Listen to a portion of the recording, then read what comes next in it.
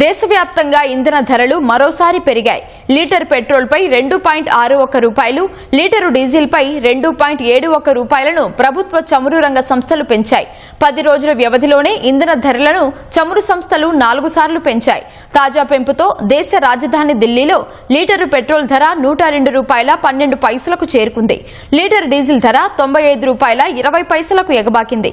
హైదరాబాద్ లో litre petrol ధర 115.58 రూపాయలు, లీటర్ డీజిల్ ధర 103.74 రూపాయలకు చేరింది. విజయవాడలో లీటర్ పెట్రోల్ ధర 117.19 రూపాయలు, లీటర్ డీజిల్ ధర 104.88 రూపాయలకు పెరిగింది. 10 రోజుల వ్యవధిలోనే పెట్రోల్ డీజిల్ ధరలు లీటర్కు దాదాపు 8 రూపాయల వరకు పెరిగాయి. పశ్చిమాసియా ఉద్రిక్తతల కారణంగా చమురు సరఫరాకు ఆటంకం ఏర్పడి అంతర్జాతీయ మార్కెట్లో ఇంధన ధరలు ఆకాశాన్నంటాయి. పెరిగిన ధరలను చమురు మార్కెటింగ్ సంస్థలు వినియోగదారులకు బదిలీ చేస్తున్నాయి.